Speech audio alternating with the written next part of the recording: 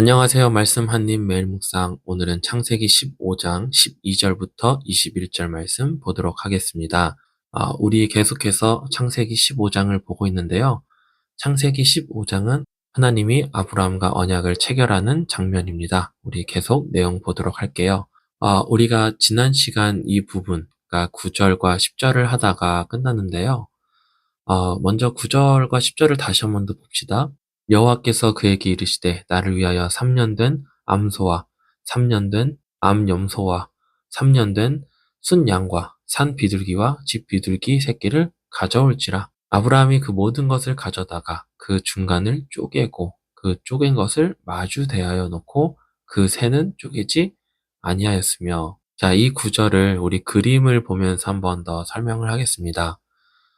고대 시대 때 언약의 체결 방식은 짐승을 잡아 반으로 쪼갠 후 그 사이를 계약자들이 서로 걸어가면 계약은 체결되었습니다. 그게 고대 시대의 언약의 체결 방식이었어요. 또는 짐승을 잡기에는 그 당시에 짐승이 귀했기 때문에 물건이나 동전이나 이런 것들을 반으로 쪼개다가 갈라서 서로가 쪼개진 그 갈라진 물건을 하나씩 가진 것으로 계약이 체결되기도 했습니다. 무엇보다 이 계약의 엄숙함은 바로 이 계약을 위반하면 받게 되는 대가예요. 짐승을 반으로 쪼개듯이 또는 동전을 반으로 쪼개졌듯이 계약을 어긴 사람은 몸이 반으로 조각날 것이다 라는 의미를 갖고 있는 게 이 계약의 의미입니다. 몸이 반으로 쪼개진다. 이게 무슨 의미죠? 바로 죽음이죠. 그러니까 계약의 위반 행위는 반드시 죽음으로 맞게 된다. 죽음으로 갚게 된다라는 것입니다. 자, 그래서 오늘 12절부터 보면은 해 질 때 아브라함에게 깊은 잠이 임하고 큰 흑암과 두려움이 그에게 임하였더니. 아마 11절을 제가 이 PPT에는 없는데 11절에 보면은 솔개가 그 사체 위에 내릴 때 아브라함이 쫓았더라. 그러니까 하나님께서 아브라함과 언약을 맺을 때 그 짐승을 반으로 쪼갰다 보니까 그 사체를 먹으려고 이런 솔개 같은 새들이 위에서 공중에서 막 날아들었던 것 같아요. 그래서 아브라함이 그 솔개를 쫓은 거죠. 그런데 그 솔개를 쫓다가 하나님이 언약을 맺으셔야 되는데 아브라함은 계속 그 새를 쫓고 기다리면서 있다 보니까 아마 피곤해서 잠이 들었던 것 같습니다.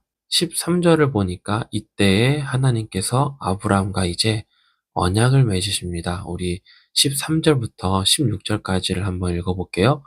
여호와께서 아브라함에게 이르시되 너는 반드시 알라. 내 자손이 이방에서 객이 되어 그들을 섬기겠고 그들은 400년 동안 내 자손을 괴롭히리니 그들이 섬기는 나라를 내가 징벌할지며 그 후에 내 자손이 큰 재물을 이끌고 나오리라.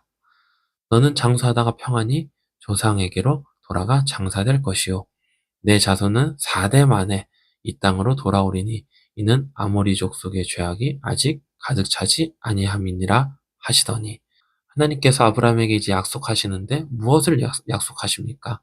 이제 400년 동안 너의 자손이 괴롭힘을 당할 것이다. 여러분, 이게 어디에 나와 있는 내용일까요?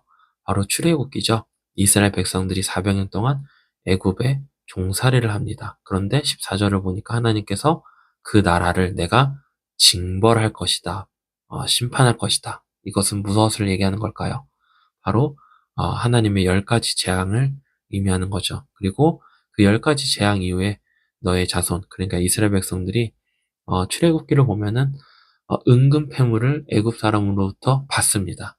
그것을 의미하는 거죠. 큰 재물을 받게 될 것이다. 그리고 16절에 4대 만에 4대 만에 이 땅으로 돌아올 것이다. 그러니까 이스라엘 백성들이 4대 만에 가나안 땅으로 돌아올 것이다라고 하는 하나님의 언약의 약속, 미래를 향한 하나님의 언약의 약속이 있죠. 자, 그런데 이 17절이 굉장히 중요합니다. 17절 읽어볼게요. 해가 져서 어두울 때 연기 나는 화로가 보이며 타는 횃불이 쪼갠 고기 사이로 지나가더라. 자, 여러분, 이게 무슨 말일까요? 아까도 얘기했지만 고대의 언약 체결 방식은 쌍방이 합의하는 것입니다. 이건 지금도 동일하죠. 그러니까 서로가 지나가야 언약이 체결되는 것이에요. 그런데 다시 그림을 보면 이 화로와 횃불, 그러니까 이것은 하나님의 임재를 상징하는데 이 하나님과 아브라함이 서로 이 쪼개진 고기 사이를 지나가야 되는데 지금 아브라함은 뭐 하고 있죠? 잠들어서 쳐다만 보고 있습니다. 그러니까 이 고기 사이를 누구만 지나가시냐면 하나님만 지나가시죠. 이게 무슨 말이냐면 내가 너에게 한 약속을 만일 내가 어긴다면 내가 이렇게 쪼개질 것이다. 그러니까 하나님이 내가 이 약속을 못 지키면 내가 죽을 것이다. 내 몸이 쪼개질 것이다. 라는 의미입니다. 또 하나는 뭐냐면 너와 내가 함께 이 약속을 성취하는 게 아니라 오로지 내가 너를 위하여 내가 이루겠다라고 하는 하나님의 일방적인 선언입니다. 그러니까 아브라함이 불순종한다 하더라도 하나님께서 약속을 지킬 거다라는 거죠. 아브라함의 순종과 불순종과 상관없이 하나님께서 반드시 아브라함에게 하신 이 엄청난 약속을 지키겠다라고 말씀하시는 겁니다. 그래서 창세기 15장에 나오는 이 언약을 뭐라고 부르냐면 횃불 언약이라 부릅니다. 이 횃불, 하나님의 임재를 상징하는 이 횃불이 고기 사이를 지나가며 아브라함과 약속을 맺었다라고 해서 이것을 횃불 언약이라고 부릅니다. 자, 우리 18절부터 21절 다시 또 마지막 부분 읽어보겠습니다. 그날에 여호와께서 아브라함과 더불어 언약을 세워 이르시되, 횃불 언약이라고 얘기했죠?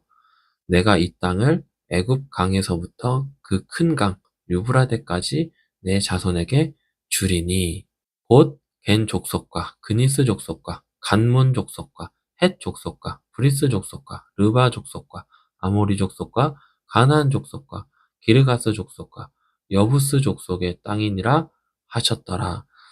이 말씀은 가나안 땅에서 살고 있는 족속들을 의미하고요. 이들은 죄인들이었습니다. 이들의 죄를 하나님께서는 아직 참고 계셨고요. 그렇지만 언젠가 그들의 죄를 하나님께서 심판하실 것입니다. 그 일에 하나님께서는 그 하나님의 심판에 있어서 아브라함의 자손들, 즉 출애굽한 이스라엘 백성들을 이 가나안 땅에 있었던 족속의 죄들을 심판하는 데 사용하십니다. 그래서 이스라엘 백성들이 가나안 정복을 통해 그들을 정벌하며 하나님의 심판이 이루어지죠. 그런데 놀랍게도 그런 하나님의 진노의 심판 가운데서도 구원받는 사람이 있었습니다. 바로 기생 라합이었죠. 자, 이게 창세기 15장의 전체적인 스토리입니다. 이제 우리 이 스토리를 생각해 보면서 적용 두 가지 한번 해보겠습니다. 첫째, 하나님의 때를 기다리는 것입니다. 하나님은 아브라함에게 자손을 주겠다고 약속을 반복하십니다. 그리고 진짜 주겠다고 하신 말씀에 대한 계약서, 그러니까 횃불 언약, 그 모든 것을 하나님께서 직접 다 하시죠. 그런데 그 계약서의 효력이 언제 이루어질지는 모릅니다. 창세기 15장 때에 아브라함의 나이가 대략 80세 정도로 추정하는데 우리는 성경을 읽어서 알지만 아브라함이 이삭을 100세에 낳잖아요. 그러니까 하나님이 자녀를 주겠다는 때까지 20년이나 더 기다려야 했습니다. 더 나아가서 이삭 이후 아브라함의 자녀들이 국가라는 단위로 성장하고 지금 자기가 살고 있는 가나안 땅까지 돌아오기에는 무려 400년이라는 엄청난 시간을 기다려야 했습니다. 여러분, 이건 우리에게 큰 신앙의 깨달음을 줍니다. 하나님께서는 긴 시간 동안 우리를 다루십니다. 하지만 우리는 종종 마음이 조급해서 기다리지 못하고 죄를 짓는 경우가 많죠. 또는 악인들이 잘 먹고 잘 사는 것처럼 보일 때 하나님 왜 그들을 그냥 내버려 두시는가 하고 그분의 공의로움을 의심할 때가 있어요. 그러면서 나의 뜻과 나의 때에 하나님을 끼워 맞추려고 우리는 그렇게 합니다. 그렇죠? 하지만 여러분, 한번 생각해 보세요. 우리는 기다릴 필요가 있습니다. 그리고 마냥 아무것도 안 하면서 기다리는 게 아닙니다. 우리는 하나님의 때를 위해 기도할 수 있습니다. 어떻게 기도해야 할까요? 하나님께서 아무 일도 안 하시는 것처럼 보이지만 그래도 그분의 사랑이 나를 붙들고, 그리고 그분이 나와 함께 하시고 나를 영원히 인도하실 거야. 그분은, 나를 향한 그분의 사랑은 절대 아무도 끊을 수 없을 거야 라고 하는 하나님 그분을 향한 신뢰를 하는 게 바로 이 인내를 하면서 기도하는 것입니다. 그러니까 하나님의 성품을 믿는 거죠. 인내의 기도는 약속의 성취를 기다리며 인내하는 게 아니라 하나님 그분 자체를 믿으며 그분과 더 가까워지는 시간을 만드는 게 인내의 기도입니다. 그리고 우리는 약속의 성취보다 하나님을 더 중요하게 그렇게 우리의 성품이 바뀌어집니다. 그래서 여러분, 하나님의 때를 기다리며 기도하십시오. 그리고 그 기다림 속에서 하나님을 만나보십시오. 자, 두 번째 적용입니다. 예수님도 하나님의 때를 기다리셨다는 것을 우리가 한번 묵상해 볼 수 있어요. 여러분, 이 요한복음 2장 3절 4절과 요한복음 19장 30절은 이 포도주라고 하는 이 상징적인 의미를 서로가 오버랩합니다. 그러니까 요한복음 2장 3절 4절은 가나의 혼인잔치에 있었던 일인데, 예수님의 어머니가 가나의 혼인잔치에서 포도주가 떨어진 거를 알게 되자 이렇게 얘기해요. 저들에게 포도주가 없다니 예수께서 이르시되 여자여 나와 무슨 상관이 있나이까 내 때가 아직 이르지 아니하였나이다. 예수님께서 이런 얘기를 하세요. 아직 나의 때가 아닙니다. 그런데 그럼 그 포도주에 대한 그 하나님의 때, 그 때가 언제였을까요? 예수님은 바로 이 때를 얘기하신 겁니다. 예수께서 신 포도주를 받으신 후에 이르시되 다 이루었다. 그러니까 그분이 정말 그 포도주를 마시는 그때, 포도주를 정말 필요할 때가 언제냐면 십자가에서 못 박혀 죽으시며 하나님의 때를 다 이룰 때가 그분의 때라는 것이죠. 여러분, 우리가 본 아브라함의 언약은, 이 횃불 언약은 그리스도의 십자가를 떠올리게 합니다. 여러분 보세요. 창세기 15장 12절을 보면 해질 때에 아브라함에게 깊은 잠이 임하고 큰 흑암과 두려움이 그에게 임하였다라고 얘기합니다. 그런데 예수님께서 십자가에 못 박힐 때도 이와 비슷한 일이 일어납니다. 제6시로부터 온 땅에 어둠이 임하여 제9시까지 계속되더니 제9시쯤에 예수께서 크게 소리질러 이르시되 엘리 엘리 라마 사막다니 하시니 이는 곧 나의 하나님 나의 하나님 어찌하여 나를 버리셨나이까 하는 듯이라. 여러분, 아브라함이 하나님과 언약을 맺을 때 큰 흑암과 두려움이 임했다고 얘기합니다. 그런데 마찬가지로 예수님께서 십자가에서 죽으실 때 온 땅에 어둠이 임하였다고 하죠. 예수님은 지금 십자가에서 하나님이 아브라함과 언약을 맺을 때 사용된 그 짐승처럼 쪼개지고 계시다는 것이죠. 그분의 살이 찢기셨고 그분이 피를 흘리셨습니다. 이게 그분이 아버지의 때를 기다리셨던 결과입니다. 그분은 우리처럼 아버지의 때를 기다리지 못하는 불순종과 죄를 범하지 않으셨어요. 그럼에도 그분이 왜 이런 비참한 결과, 끔찍한 결과를 당하게 되셨을까요? 바로 우리를 향한 약속 때문이죠. 하나님이 아브라함과 약속을 하실 때 그분 스스로, 그분 혼자 쪼개진 짐승 사이를 걸어가셨습니다. 이것은 무엇을 의미하는 거라고 말씀드렸죠? 내 몸이 쪼개지며 죽는다 하여도 너희를 향한 내 약속, 너희를 향한 내 사랑은 절대 멈추지 않는다. 나는 반드시 너희를 내 백성, 내 자녀로 만들어 갈 것이다. 바로 너희를 향한 내 사랑으로 말이다. 라는 겁니다. 그래서 여러분, 예수님은 아버지의 뜻을 이루기 위해 기다리셨고, 정말 그 기다림의 결과인 십자가에서 참으셨고, 결국 그분이 그 십자가에서 죽음으로 인해서 모든 것을 다 허탕치셨나요? 모든 것을 다 잃으셨나요? 아니죠. 그분은 모든 것을 얻으셨습니다. 바로 우리를 얻으셨죠. 여러분, 우리도 마찬가지입니다. 아버지의 때를 기다리며 참는 자에게 하나님께서 무엇을 주실까요? 하나님 자기 자신을 우리에게 주십니다. 여러분, 하나님만큼 우리에게 더 큰 기쁨이 또 있을까요? 없죠. 그래서 여러분, 우리 이렇게 기도합시다. 첫 번째로, 내 뜻과 내 시간에 하나님을 맞추려 했던 조급함과 불신을 회개합시다. 응답이 더디게 느껴지고 하나님의 침묵이 길어질 때조차 나를 향한 그분의 사랑이 거두어지지 않았다는 것을, 하나님의 성품을 신뢰하게 해달라고. 그리고 마냥 그 결과를 기다리는 게 아니라 기도 속에서 하나님을 더 깊이 만나고 주님 자체로 충만해지는 은혜의 시간을, 그 인내의 시간이 되게 해달라고 기도합시다. 그리고 두 번째로, 아버지의 때를 기다리며 십자가의 고통과 찢기짐을 끝까지 참아내신 예수님의 순종을 기억해 봅시다. 나처럼 기다리지 못하고 죄를 짓는 자를 위해 스스로 쪼개진 짐승 사이를 지나가시며 우리를 구원해내신 그 큰 사랑에 감사해 봤으면 좋겠어요. 나를 얻기 위해 참으신 주님처럼 나 역시 주님의 때를 기다리며 순종하게 하시고, 그 기다림의 끝에 마침내 하나님 그분을 내가 선물로 얻는 기쁨을, 그 최고의 기쁨을 누리게 해달라고, 우리 이 두 가지 기도 제목 가지고 기도합시다.